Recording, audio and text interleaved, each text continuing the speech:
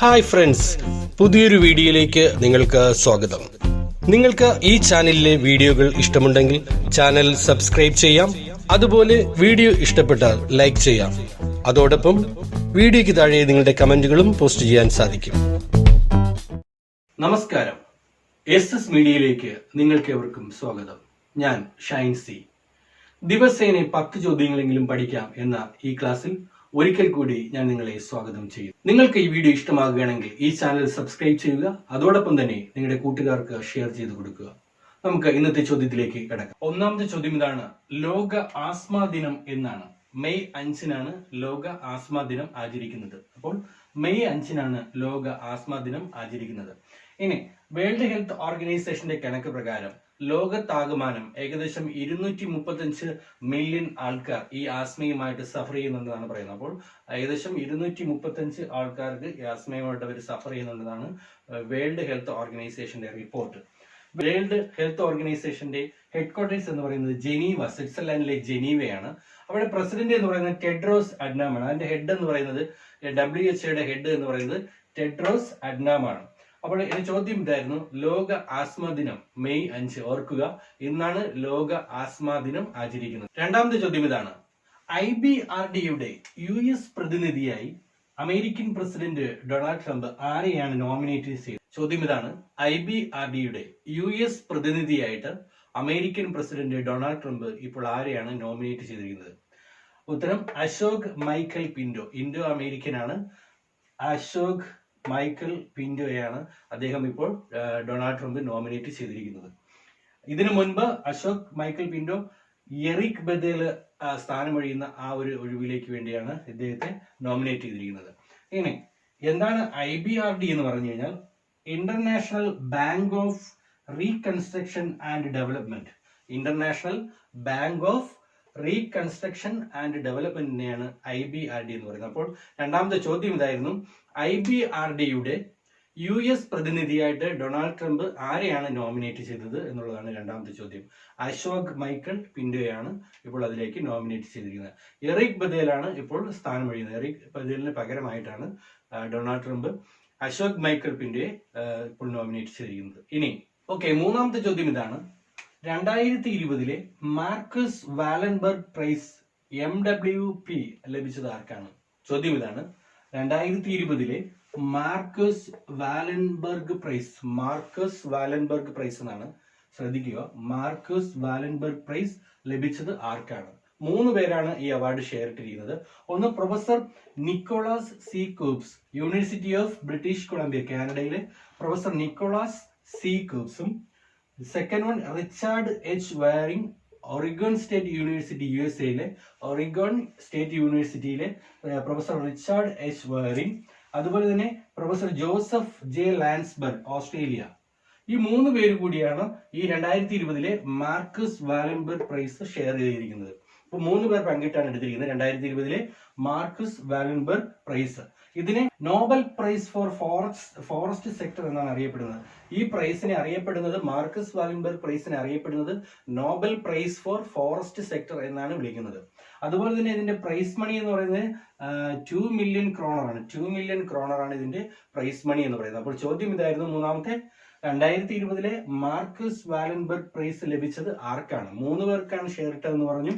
ഒന്ന് Nicholas C Coops, Richard H Waring, Joseph J Landsberg. ഈ 3 പേര് കൂടിയാണ് ഇത് ഷെയർ ഇട്ടത്. നാലാമത്തെ ചോദ്യം ഇതാണ്: ഇൻവിറ്റേഷൻ ബ്ലിറ്റ്സ് ചെസ് ടൂർണമെന്റിൽ വിജയിയാര്? ഇൻവിറ്റേഷൻ ഓൺലൈൻ ഗെയിം ആണ്. ഇൻവിറ്റേഷൻ ബ്ലിറ്റ്സ് ഓൺലൈൻ ചെസ് ആണ്. ഓൺലൈൻ ചെസ് ടൂർണമെന്റിൽ വിജയിച്ചത് ആരെന്നാണ്? മാഗ്നസ് കാൾസൺ ആണ് ഈ ടൂർണമെന്റിൽ വിജയിച്ചിരിക്കുന്നത്. നോർവീജിയക്കാരനാണ്. അപ്പൊ നോർവീജിയയിലെ മാഗ്നസ് കാൾസൺ ആണ് ഇൻവിറ്റേഷൻ ബ്ലിറ്റ്സ് ഓൺലൈൻ ചെസ് കിരീടത്തിൽ വിജയിച്ചിരിക്കുന്നത്. അദ്ദേഹത്തിന്റെ പേരിൽ തന്നെയാണ് ഈ ടൂർണമെന്റ് നടത്തിയിരിക്കുന്നത്. മാഗ്നസ് കാൾസന്റെ പേരിൽ തന്നെയാണ് ഈ ടൂർണമെന്റ് ഇത് അറിയപ്പെടുന്നത്. ഇൻവിറ്റേഷൻ ബ്ലിറ്റ്സ് ഓൺലൈൻ ചെസ് കിരീടം എന്നാണ് അറിയപ്പെടുന്നത്. ഇതിന്റെ സമ്മാനത്തുക എന്ന് പറഞ്ഞാൽ ഓൺലൈൻ ചെസ്സിലെ ഏറ്റവും കൂടുതലുള്ള ഒരു സമ്മാനത്തുകയാണ് $70,000 ആണ്. ഓൺലൈൻ ചെസ് മത്സരത്തിലെ ഏറ്റവും ഉയർന്ന ചെസ് സമ്മാനത്തുകയാണ് $70,000. ഇദ്ദേഹം പരാജയപ്പെടുത്തിയത് ഹികാരു നകാമുറ, US-ലെ ഗ്രാൻഡ് മാസ്റ്ററായ ഹിഗാരു നഗാമുറയാണ് മാഗ്നസ് കാൾസൺ പരാജയപ്പെടുത്തി ഫൈനലിൽ ട്രോഫി കരസ്ഥമാക്കി. കഴിഞ്ഞ ക്ലാസ്സിൽ നമ്മൾ പറഞ്ഞിരുന്നു അലിറേസ ഫിറൂജയെ പറ്റി പറഞ്ഞിരുന്നു. അലിറേസ ഫിറൂജ എന്ന് പറയുന്നത് ഇറാൻകാരനായ 16 വയസ്സുള്ള ഓൺലൈൻ ഗെയിമിൽ ബാൻഡർ ബ്ലിറ്റ്സ് ഗെയിം ജേതാവാണ്. ഈ ബാൻഡർ ബ്ലിറ്റ്സ് ഗെയിമിൽ അന്ന് അലിറേസ ഫിറൂജ തോൽപ്പിച്ചത് മാഗ്നസ് കാൾസനെയാണ് അന്ന് ഫൈനലിൽ തോൽപ്പിച്ച ആ അലിറേസ ഫിറൂജ ഈ മാച്ചിൽ ഈ ടൂർണമെന്റിൽ 6ാം സ്ഥാനക്കാരനാണ്. അപ്പോൾ എന്റെ ചോദ്യം ഇതായിരുന്നു, ഇൻവിറ്റേഷൻ ബ്ലിറ്റ്സ് ഓൺലൈൻ ചെസ് വിജയിച്ചത് ആരാണ്? മാഗ്നസ് കാൾസൺ ആണ് വിജയിച്ചത്. പരാജയപ്പെടുത്തിയത് ഹിഗാരു നഗാമുറ, US ഹിഗാരു നഗാമുറയാണ് പരാജയപ്പെടുത്തിയത്. ഇനി അഞ്ചാമത്തെ ചോദ്യം ഇതാണ്, ആഗോള കമ്പനിയായ സിൽവർ ലേക്ക് ഇപ്പോൾ ഏത് കമ്പനിയുടെ ഓഹരിയാണ് സ്വന്തമാക്കിയത്? നിങ്ങൾ പത്രങ്ങളിൽ ശ്രദ്ധിച്ചിട്ടുണ്ടാവും. ആഗോള കമ്പനിയായ സിൽവർ ലേക്ക് എന്ന് പറയുന്ന ബഹുരാഷ്ട്ര കമ്പനി ഇപ്പോൾ ഏത് കമ്പനിയുടെ ഓഹരിയാണ് ഇപ്പോൾ സ്വന്തമാക്കിയത് എന്നുള്ളതാണ്. ജിയോ പ്ലാറ്റ്ഫോമിന്റെ ഓഹരിയാണ് ഇപ്പോൾ സിൽവർ ലേക്ക് സ്വന്തമാക്കിയിരിക്കുന്നത്. 1.15% ഓഹരിയാണ്, 1.15% ഓഹരിയാണ് സ്വന്തമാക്കിയിരിക്കുന്നത്.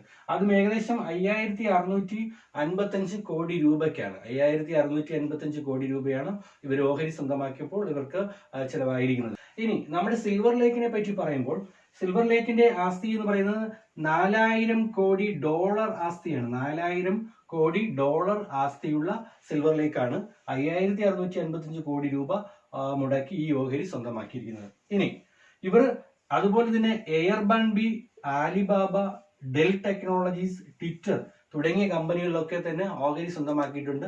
ഈ സിൽവർ ലേക്ക് എന്ന് പറയുന്നത് തുടങ്ങിയ കമ്പനികളിലും ഓഹരി ഷെയർ എടുത്തിട്ടുണ്ട്. അപ്പോൾ എന്റെ ചോദ്യം ഇതായിരുന്നു, ആഗോള കമ്പനിയായ സിൽവർ ലേക്ക് ഇപ്പോൾ ഏത് കമ്പനിയുടെ ഓഹരിയാണ് സ്വന്തമാക്കിയിരിക്കുന്നതാണ് ചോദ്യം. ജിയോ പ്ലാറ്റ്ഫോമിന്റെ ഓഹരിയാണ് ഇപ്പോൾ സ്വന്തമാക്കിയിരിക്കുന്നത്. 6ാമത്തെ ചോദ്യം ഇതാണ്, ദക്ഷിണ വ്യോമസേന സീനിയർ എയർ സ്റ്റാഫ് ഓഫീസറായി ചുമതലയേറ്റത് ആരാണ്? ചോദ്യം ഇതാണ്, ദക്ഷിണ വ്യോമസേന സീനിയർ എയർ സ്റ്റാഫ് ഓഫീസറായി ചുമതലയേറ്റത് GS ബോദിയാണ്. അപ്പോൾ GS ബോദിയാണ് ഇപ്പോൾ ദക്ഷിണ വ്യോമസേന എയർ സ്റ്റാഫ് ഓഫീസറായിട്ട് ചുമതലയേറ്റത്. ഇദ്ദേഹത്തെ പറ്റി പറയുമ്പോൾ ഇദ്ദേഹം കാർഗിൽ യുദ്ധത്തിൽ പങ്കെടുത്തത് കൊണ്ട് തന്നെ രാഷ്ട്രപതിയുടെ വിശിഷ്ട സേവാ മെഡൽ വരെ ഇദ്ദേഹത്തിന് ലഭിച്ചിട്ടുള്ള വ്യക്തിയാണ്. അപ്പോൾ കാർഗിൽ യുദ്ധത്തിൽ പങ്കെടുത്ത ഒരു വ്യക്തിയാണ്. നാവികസേനയുടെ തന്നെ നിരവധി ബഹുമതികൾ കരസ്ഥമാക്കിയ ഒരു വ്യക്തിയാണ് GS ബോദി എന്ന് പറയുന്നത്. അപ്പോൾ GS ബോദിയാണ് ഇപ്പോൾ ദക്ഷിണ വ്യോമസേന സീനിയർ എയർ സ്റ്റാഫ് ഓഫീസറായിട്ട് ചുമതലയേറ്റിരിക്കുന്നത്. 7ാമത്തെ ചോദ്യം ഇതാണ്, ആർട്ടിക് പര്യവേഷണം ലക്ഷ്യമാക്കി റഷ്യ വിക്ഷേപിക്കുന്ന ആദ്യ ബഹിരാകാശ പേടകം ഏത്? ചോദ്യം ഇതാണ്, ആർട്ടിക് പര്യവേഷണം ലക്ഷ്യമാക്കി റഷ്യ വിക്ഷേപിക്കുന്ന ആദ്യ ബഹിരാകാശ പേടകം ഏതെന്നുള്ളതാണ്. ആർട്ടിക്ക M ആണ് റഷ്യയുടെ ആദ്യത്തെ ബഹിരാകാശ പേടകം. എന്തിനു വേണ്ടിയുള്ളതാണ്? ആർട്ടിക് പര്യവേഷണം ലക്ഷ്യമാക്കിയാണ് ഇത് വിക്ഷേപിക്കുന്നത്. ഇനി എന്താണ് ഉദ്ദേശിക്കുന്നത്? ആർട്ടിക് സമുദ്രത്തിലെ കാലാവസ്ഥയും പരിസ്ഥിതിയെയും പറ്റി പഠിക്കുന്നതിന് വേണ്ടിയാണ് ഈ ബഹിരാകാശ പേടകം അവർ വിക്ഷേപിക്കുന്നത്. ഏകദേശം ഈ 2020 ഡിസംബർ 2 കൂടി ഈ ബഹിരാകാശ പേടകം വിക്ഷേപിക്കുമെന്നാണ് അവർ പറയുന്നത്. ഇനി റഷ്യയെ പറ്റി പറയുമ്പോൾ മോസ്കോയാണ് അവരുടെ തലസ്ഥാനം. അവരുടെ റഷ്യൻ റൂബിളാണ് കറൻസി എന്ന് പറയുന്നത്. അവരുടെ പ്രസിഡന്റ് എന്ന് പറയുന്നത് വ്ളാഡിമിർ പുടിൻ. അപ്പോൾ ഈ കാര്യങ്ങൾ കൂടി നിങ്ങൾ അതിനോടൊപ്പം ചേർത്ത് വെക്കുക. 7ാമത്തെ ചോദ്യം ഇതായിരുന്നു, ആർട്ടിക് പര്യവേഷണം ലക്ഷ്യമാക്കിക്കൊണ്ട് റഷ്യ വിക്ഷേപിക്കുന്ന ആദ്യത്തെ ബഹിരാകാശ പേടകം ആർട്ടിക്ക M. റഷ്യയുടെ ക്യാപിറ്റൽ എന്ന് പറയുന്നത് മോസ്കോയാണ്, കറൻസി റൂബിളാണ്, പ്രസിഡന്റ് എന്ന് പറയുന്നത് വ്ളാഡിമിർ പുടിനാണ്. 8ാമത്തെ ചോദ്യം ഇതാണ്, ഇന്ത്യയിൽ ആദ്യമായിട്ട് പന്നിപ്പനി റിപ്പോർട്ട് ചെയ്തത് എവിടെ എന്നുള്ളതാണ്. ഓക്കെ, ഇന്ത്യയിൽ ആദ്യമായിട്ട് ആഫ്രിക്കൻ പന്നിപ്പനി റിപ്പോർട്ട് ചെയ്തത് എവിടെ? ചോദ്യം ശ്രദ്ധിക്കുക. ഇന്ത്യയിൽ ആദ്യമായി ആഫ്രിക്കൻ പന്നിപ്പനി റിപ്പോർട്ട് ചെയ്തത് എവിടെ? ആസാമിലാണ് ഇപ്പോൾ ആഫ്രിക്കൻ പന്നിപ്പനി റിപ്പോർട്ട് ചെയ്തിരിക്കുന്നത്. ആസാമിലാണ് ആഫ്രിക്കൻ പന്നിപ്പനി ആദ്യമായിട്ട് റിപ്പോർട്ട് ചെയ്തിരിക്കുന്നത്. ആസാമിനെ പറ്റി പറയുമ്പോൾ ആസാമിന്റെ തലസ്ഥാനം എന്ന് പറയുന്നത് ദിസ്പൂർ ആണ് ആസാമിന്റെ തലസ്ഥാനം എന്ന് പറയുന്നത്. ഏകദേശം 306 ഗ്രാമങ്ങളിൽ 2500 പന്നികളാണ് ഇപ്പോൾ ഈ ആഫ്രിക്കൻ പന്നി മൂലം ചത്തത്. അപ്പോൾ 306 ഗ്രാമങ്ങളിൽ 2500 പന്നികളാണ് ഇപ്പോൾ ആഫ്രിക്കൻ പന്നിപ്പനി മൂലം ചത്തു വീണത്. അവിടുത്തെ മൃഗസംരക്ഷണ വകുപ്പിന്റെ മന്ത്രി അതുൽ ബോറ പറഞ്ഞിരിക്കുന്നത് അതുൽ ബോറയാണ് ഈ കാര്യം റിപ്പോർട്ട് ചെയ്തിരിക്കുന്നത്. കൂടുതൽ വിവരങ്ങൾ ഇതിനെക്കുറിച്ച് നൽകിയിരിക്കുന്നത്. അപ്പോൾ അവിടുത്തെ മൃഗസംരക്ഷണ വകുപ്പ് മന്ത്രിയാണ് അതുൽ ബോറ എന്ന് പറയുന്നത് ആസാമിലെ. ഇനി അവരുടെ ഗവർണർ എന്ന് പറയുന്നത് ജഗദീഷ് മുഖി. ആസാമിന്റെ ഗവർണർ ജഗദീഷ് മുഖിയാണ്. സർബാനന്ദ് സോനോവാളാണ് ചീഫ് മിനിസ്റ്റർ. നമ്മൾ മുൻ ക്ലാസ്സുകളിൽ പഠിച്ചിരുന്നു.